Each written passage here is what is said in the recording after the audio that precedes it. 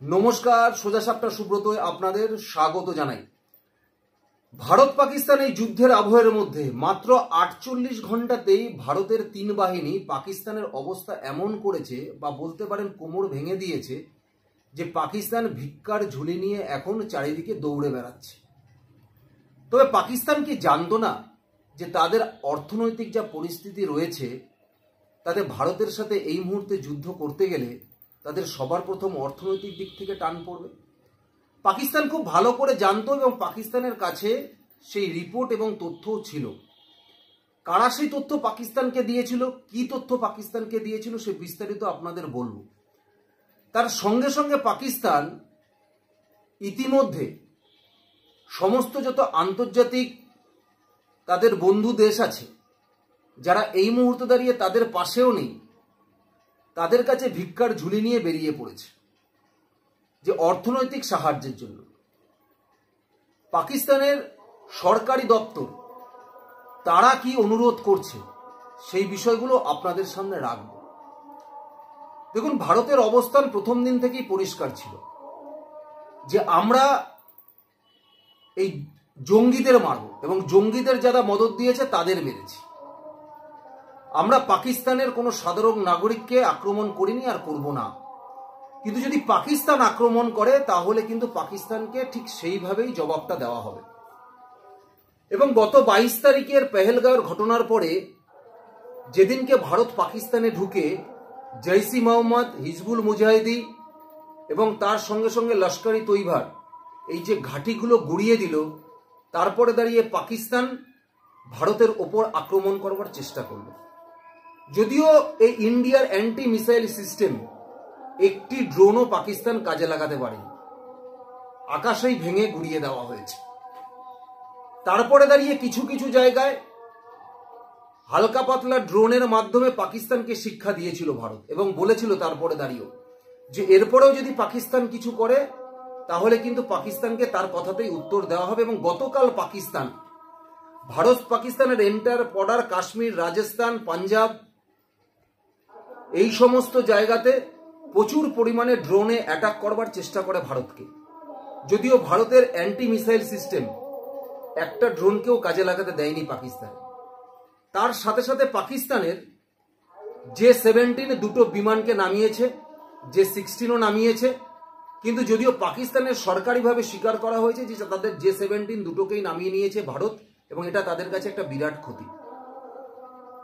তাই আজকে পাকিস্তানের পক্ষ থেকে পাকিস্তানের economic affair division, government of Pakistan, দেখুন পাশে আপনাদের সামনে বিস্তারিত আমি স্ক্রিনে রাখছি।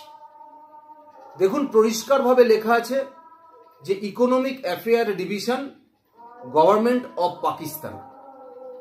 এরা টুইট করেছে, শুধু টুইট না, তার সঙ্গে সঙ্গে এরা সাংবাদিক বৈঠকও করেছে। তাতে পরিষ্কারভাবে এরা লিখছে, তারা পরিষ্কারভাবে আবেদন করছে। কি আবেদন করছে? তারা বলছে যে government of Pakistan appeals to international partner for more loans after heavy losses inflicted by enemy.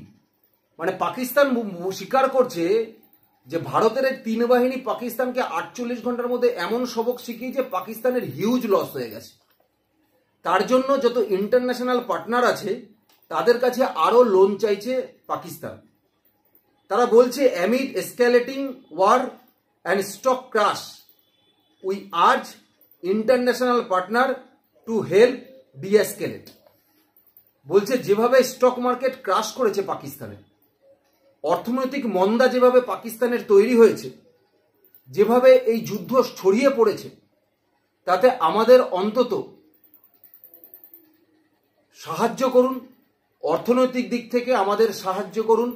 এই প্রস্তাব আমেরিকার ইকোনমিক অ্যাফেয়ার ডিভিশন থেকে অফিসিয়ালি দিচ্ছে, অফিসিয়ালি জারি করছে। মাত্র 48 ঘন্টার মধ্যে পাকিস্তানের অর্থনৈতিক অবস্থা এইরকম জায়গায় গিয়ে দাঁড়াবে, এটা কি পাকিস্তান জানতো না? যে কথাটা আমি আপনাদের প্রথমেই বলছিলাম। তবে পাকিস্তান এটা খুব ভালো করে জানতো।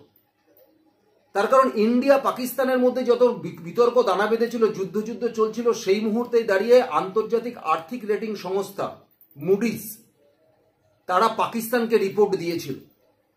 তারা পাকিস্তানকে পরিষ্কার বলেছিল, যেটা দেখুন সিএনবিসিতেও বলেছে, যে Pakistan can not afford a war with India, যে পাকিস্তান কোনো মতেই যুদ্ধ করতে পারবে না ভারতের সাথে, এফোর্ডই করতে পারবে না যুদ্ধ। এটা পরিষ্কারভাবে মুডিস রিপোর্টে বলা ছিল। মুডিস রিপোর্টে আরো বলেছিল যে ভারতের বিরুদ্ধে যুদ্ধ করলে ভিক্ষার পাত্র হাতে নিয়ে বেরোতে হবে, ঠিক এই ভাষাতেই বলেছিল। আজকে তা প্রকাশ্যে এসে গেছে যে 48 ঘন্টার মতো এখনো যুদ্ধ ঠিক করেই উঠতে পারলো না পাকিস্তান, তার আগেই ভিক্ষার ঝুলি নিয়ে রাস্তায় বেরিয়ে পড়েছে। এই মুডিস আন্তর্জাতিক সংস্থা, র্যাঙ্কিং সংস্থা, পাকিস্তানকে যে রিপোর্ট দিয়েছিল তাতে পাকিস্তানকে পরিষ্কার বলেছিল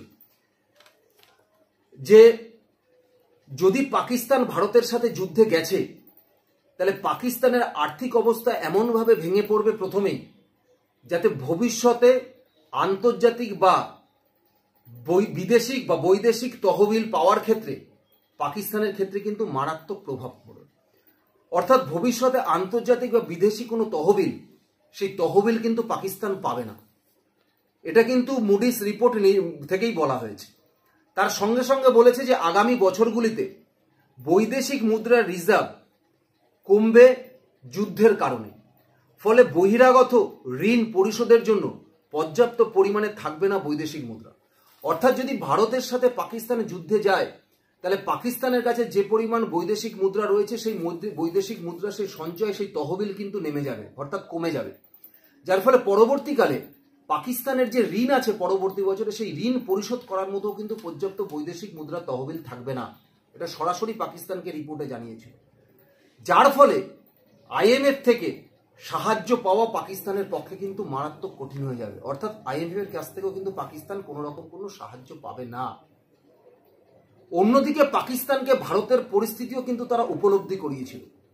তারা পাকিস্তানকে বলেছিল যে অর্থনৈতিক শক্তিশালী অবস্থায় রয়েছে ভারত, ভারতের জিডিপি বৃদ্ধি স্থিতিশীল, সরকারি বিনিয়োগ বাড়ছে এবং আভ্যন্তরীণ বাজারে শক্তিশালী উপভোক্তা ব্যয় দেখা যাচ্ছে। তারা বলছে যে ভারতের যে অর্থনৈতিক অবস্থা, সেই অর্থনৈতিক অবস্থা কিন্তু যথেষ্ট স্টেবল, শক্তিশালী হচ্ছে। ভারতের জিডিপি দিনের পর দিন বাড়ছে এবং সেটা কিন্তু স্থিতিশীল অবস্থায় রয়েছে। সরকারি বিনিয়োগ বাড়ছে, সেরকম তাদের দেশে যারা ক্রেতা আছে তাদের ক্রয় ক্ষমতাও কিন্তু বাড়ছে। বড় বিষয় হলো পাকিস্তানের সাথে ভারতের যে বাণিজ্য আছে না, সেই বাণিজ্যের পরিমাণ মারাত্মক কম, 0.5%-ও কম।